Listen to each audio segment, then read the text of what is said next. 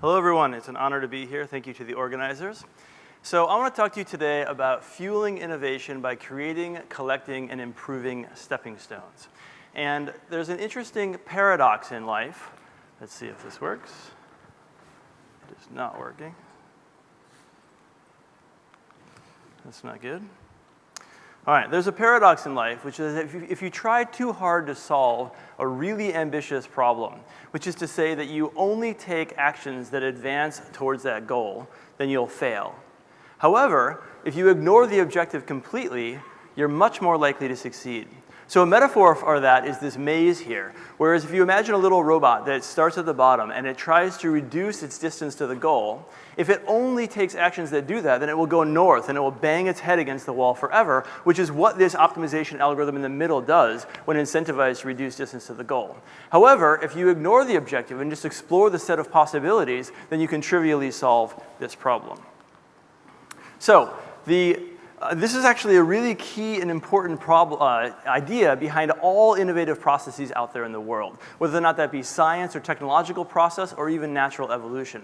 The general idea is that you cannot have one overarching goal that you myopically optimize toward and invest all your resources in. Instead, you have to invent your own subproblems and your own goals as you go, and then kind of if you're working on one problem and you suddenly invent something that is actually helpful on another problem, then you catch chance on the wing and you recognize that serendipitous moment, and you switch and you start, you do a goal switch and you start optimizing for that other problem too. So there are many examples of this in life. So if you think about this technology for cooking food, and you wanted to say, I want to cook food faster and cleaner, and you only worked on things that cooked food faster, then you would never invent the modern microwave. Because in order to invent the modern microwave, you had to have been working on radar technology, and then recognize that that melted a chocolate bar in your pocket, and say, oh, that's interesting, and start adapting that technology to cooking food. Similarly, if you start out centuries ago with the abacus and you say, that's fantastic, it does computation for me. What I'd really like is orders of magnitude more computation.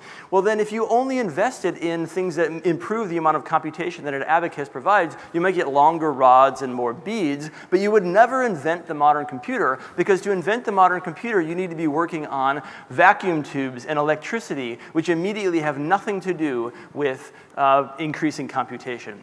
Similarly, to go from coal-fired furnaces to clean energy in the form of nuclear power, you have to be investing in space and time in the form of Albert Einstein. And in a natural evolutionary example, if you want to go from dinosaurs to things that can fly, well, you shouldn't invest in things that get you higher off the ground. Instead, you have to start researching and investing in this newfangled technology called feathers, which initially are really good for insulation and are not at all good for getting you off the ground.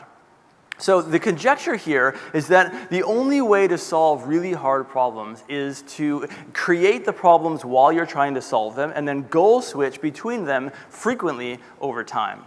And so the way that we can do that algorithmically is we can have our algorithms, if they're starting to optimize for one objective, and they suddenly recognize they've produced progress on another objective, to start optimizing on that other objective too. So imagine a scientist and it wants to create a robot that can learn to walk with like a deep neural network. If that robot during training suddenly starts crawling really well or balancing on one foot really well, we shouldn't throw that out as a failure because it's not walking. Instead, we should capture that serendipitous event and start optimizing for crawling and balancing too, because those may be essential stepping stones to ultimately produce a walking robot. So the ultimate goal here is we want to produce what we call open-ended algorithms. These are algorithms that can endlessly innovate, and I mean endlessly. I'm talking about if you give these algorithms 1 billion years of infinite planet-sized computation, would they continue to innovate? We have no algorithms like that today, but we think it's fascinating to try to figure out how we might build them. Now we know that this can happen. It happened on Earth, which has been innovating for over 1 billion years. And if you think about it, from this very simple origin of a single-celled creature, we now have jaguars and hawks and the human brain in this endless parade of engineering marvels unraveling from this system. It's also true in human culture, which has been endlessly innovating since the dawn of human civilization. So the question is, can we make algorithms that do this? And so one of the things that we've noticed is that there is kind of an abstract principle that underlies all of these innovation engines, and that is that they start with a set of things that they've already built, and they generate permutations of those things, and if they're interesting, then they keep them and they add them to the set, and then they continue expanding outward with this ever-expanding collection of stepping stones. And so one of my goals in this talk today is I want to sketch out a little bit more how we're trying to build algorithms that kind of capture this innovation in a bottle and produce it, which we call open-ended AI algorithms. And then I actually want to draw some connections between those algorithms and the open source community, which I hope you'll find interesting. So the first kind of family of algorithms my colleagues and I have been building, kind of pushing towards open-ended algorithms, are what we call quality diversity algorithms. And the idea here is that we want our algorithm to find and produce a diverse set of high-performing solutions. And a canonical example of this type of algorithm is an algorithm that I co-invented with Jean-Baptiste Moret called MapElites. And the idea here is that you choose dimensions of interest that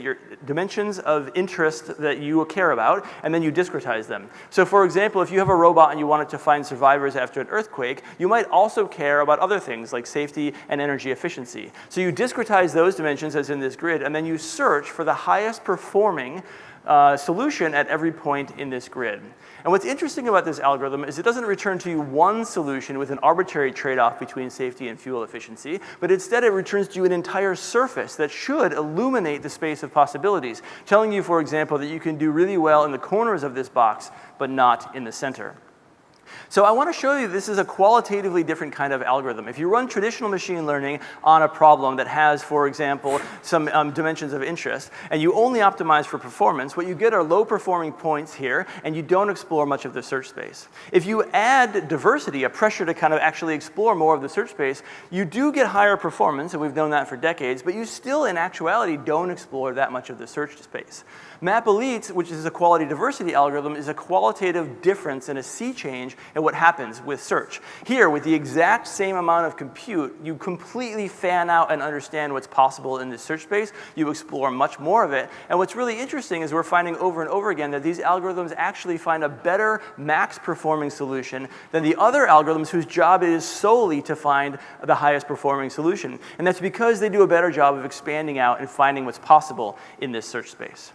So what's really interesting is that we can observe in these laboratory experiments that goal switching is absolutely essential for success. So if you take one of the final solutions in the map, the best thing that MapElites ever found for one of these types of problems, and then you look through the kind of the history, what problems were being worked out in the lineage that eventually led to that solution. And what you find is that search was not working on that particular version of the problem, or even nearby versions of the problem, that very frequently you have these long circuitous routes through the search space. That you had to be working on this problem and then that problem, then switch to this problem and then work on that problem to ultimately solve one particular problem. And here you can see some of those traces through time.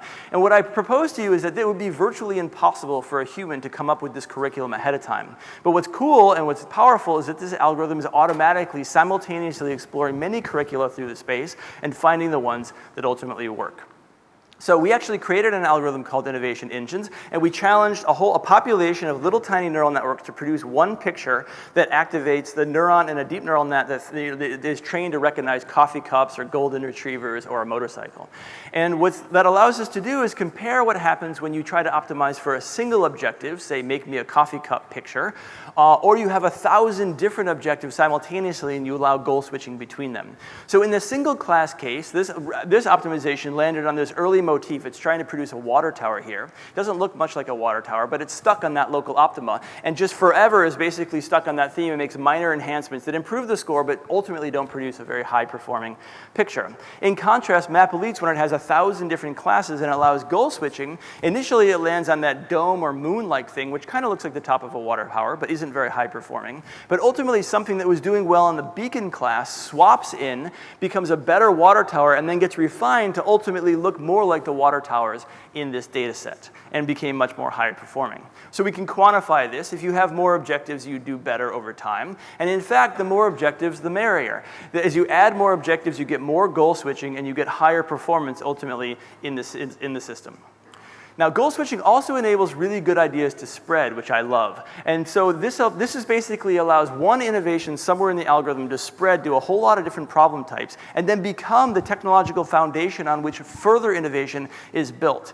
And this happens also in nature. So biologists call these adaptive radiations. In one lake in Africa, there might have been an innovation in the efficiency of breathing in a lung, for example, and that can spread to all the other lakes in Africa, and then that solution can be customized to the particularities of those different lakes.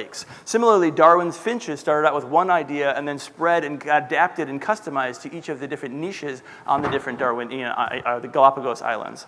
And finally, think about the computer. That amazing original invention has radiated out into society and been adapted to so many different use cases and is the foundation upon which we all build. So we want that to happen in our algorithms, and what's amazing is that we are starting to see that happen in our algorithms. So in that domain where we were generating images, this initial innovation of the black dome with a red background, initially with the deep neural net thought that looked like an abaya. And that original idea then radiates out through all of these different classes to ultimately become the backbone on which you get a volcano, a mosque, a water tower, a beacon, a yurt, a church, a planetarium, an obelisk, and a dome. So it's really amazing to see this happen inside of our search algorithms. In 2015, we had a paper in Nature that showed some of the power of these ideas. What we did is ahead of time in simulation, we launched a quality diversity algorithm, specifically MapElites, and it went out and it gathered all of these different ways to walk, using legs in different ways and combinations. And then when a real robot became damaged in the real world, we used an efficient algorithm, Bayesian optimization, to search through that set of high-performing, diverse solutions to find a gait that worked despite the damage on the robot. And in about 30 to a minute and a half, this robot is able to get up, conduct a few experiments, and walk away and continue on with its mission.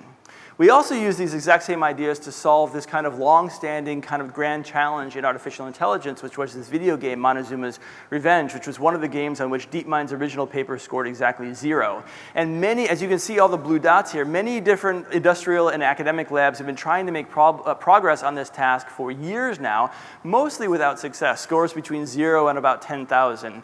And then we applied these ideas and enhanced them a little bit to have the agents in this game kind of go out and find the best way to go here in the game and go here and go over here and do this activity. And that exploration strategy kind of produced a sea change that took scores from about 0 to 10,000 all the way up to on average 660,000, with our top performing neural network here scoring about 18 million and beating the human world record of 1.2 million.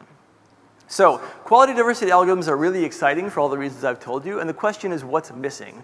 And the answer is that still, ultimately, their ability to innovate is constrained to whatever problem it is that we're running them on. And this is actually true with almost all machine learning algorithms. So no matter how long you run OpenAI's Dota agent in Dota, or DeepMind's AlphaZero algorithm in Go, what you'll end up with is a really good Dota agent or a really good chess or Go playing agent. But what you won't have is a robot that can like wake up and make you breakfast in the morning, which is what I would want. And so we want algorithms that can do that can kind of break out of their sandbox and continue to innovate relentlessly. And so the intriguing possibility that I want to raise with you today is that could we create algorithms that generate their own challenges and to solve them all at the same time? Just as nature kind of invented the problem of leaves high up in trees, and the solutions in the form of caterpillars and giraffes that can eat those leaves.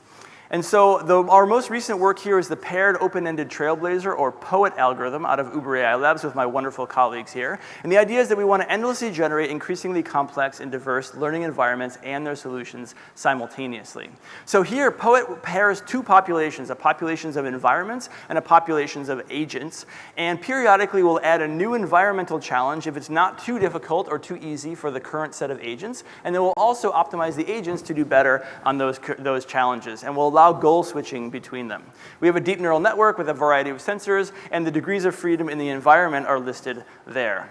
So this algorithm has to learn on its own how to walk, and it starts off on easy domains, such as flat ground with little tiny stumps, or slightly hilly domains, a few steps, a few very, very small gaps. And over time, POET's generating harder and harder challenges for this little deep neural network to learn how to control this robot to walk on this task. And over time, the environments increase in complexity. Now we're starting to see bigger gaps or taller stumps in this case, but you're seeing them kind of each separate. It's like learning these skills. First I want to take on big gaps, and then I want to learn how to climb big stumps and now rugged terrain. It's not yet combining those things, but later the algorithm does start to combine those objectives. So now this poor little robot has to jump these big gaps and climb over really big stumps, and it's using its sensors to figure out how to run and leap over chasms that are about as big as is possible for its body and its motor torques.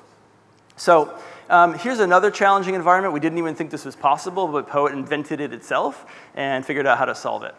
So what's interesting is that if you take the final environments that Poet has invented and solved, and then you directly drop a new deep neural net with optimization in that environment and try to solve it, it always fails, because there's no gradient or curriculum to figure out how to solve this really hard task. It's like being dropped in Calc 3, when you're a 4-year-old or something. So you might think that's too hard, so we'll try to do kind of what's intuitive. We'll take the solutions that Poet invents, and then we'll create kind of a direct path, a series of stepping stones that linearly interpolate between the original simple environment and that hard environment. And what we find is that also always fails. Somewhere along the line, there's some jump that it can't make, because the right stepping stone to solve the first red thing in this chain is not the green thing right before it. So intuitively designing these curricula never works, and that problem gets worse the harder the task is. So goal switching is absolutely essential for the success of this algorithm. Now I want to share with you one of my favorite anecdotes from this work. So here is an algorithm is learning how to walk, and it does so in the original simple environment. And if you notice, it's kind of dragging its knee on the ground. It's not standing up and walking for whatever reason. And however, Poet eventually says, okay, you're good enough on that environment. We'll create a new environment with little tiny stumps. And that knee dragging behavior now no longer works. It's getting tripped up on these stumps. So in that environment, it has to stand up, learns to do that and go over these stumps and gets a better score. But Poet is always checking for goal switching opportunities. Is the best solution on one problem a good solution for another problem? So it automatically swapped that solution back into the original simple environment, where now that it's standing up, it gets an even higher score, and with further optimization, gets all the way to a score of nearly 350. Now we did the counterfactual here. We took the original agent and gave it as much computation as was required to get to the score of 349, but let it run in that original environment, and it never stands up, and it never gets a very good score. So here, think about this counterintuitive curriculum. To solve a simple problem, you actually had to go work on a harder problem for a while and come back to it. So we can test Poet with and without goal switching, and we find that without goal switching, it never produces and solves these really hard challenges, but with goal switching, it always does. So in future work in this domain, what we'd like to do is take this to much more interesting, complex 3D environments, such as the one that you see here. But I think it's more provocative to think about this algorithm in this context. As we get more computation in the coming decades, what will happen with an algorithm like this when it has the ability to explore extremely complicated environments with other agents that you have to negotiate with to buy and sell goods? You might have to fight, you might have to cooperate, you might have to climb walls, evade aerial predators, et cetera, et cetera. And so with 1 billion years of computation in environments like these algorithms might do really wonderful things. So ultimately, I think that this is a step towards what I call AI-generating algorithms, which might be, and I argue in this paper that's linked here, are potentially the fastest path to our most ambitious goals as an AI research community, which is to produce human-level AI within computers.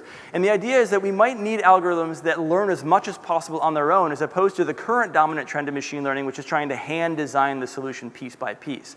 And the idea is that we could launch an algorithm that bootstraps itself from simple origins all the way up to producing human-level or even superhuman-level AI all on its own. And we know this is possible because that algorithm has run on Earth and has produced all of the people in this room. So we can do it algorithmically, we just have to figure out how. And the idea is that the game plan is that we would have to simultaneously do 3 things. We'd have to meta-learn the architectures, the learning algorithms, and automatically generate the environments, the learning challenges, which is what I've focused on in my talk today.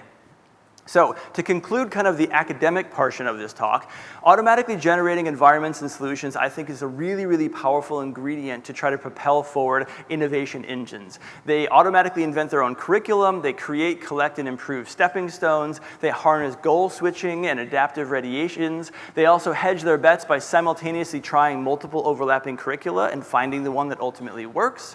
And I think that these are keys to algorithms that endlessly innovate, including evolution and human culture in the form of science, technology, and art. And therefore, they may be the only way to solve really ambitious problems that we have in society and in research, and to discover the full gamut of what's possible out there in a search space. So if you're interested in more on these subjects, we just put a tutorial online for ICML in 2019 on population-based methods. So now I promised you I would draw some connections between this line of research and the open source community. And what I think is really interesting, if you think about it, is that the open source community acts a lot like a quality diversity algorithm. If you think about what people here do, they create, they collect, and curate, and they improve stepping stones, which are these different packages and repositories. So in a sense, you and the people in this room and the people in this foundation are doing exactly what is needed to catalyze progress in society. So to the individual contributors in this room, I would say please keep creating, collecting, and improving your projects.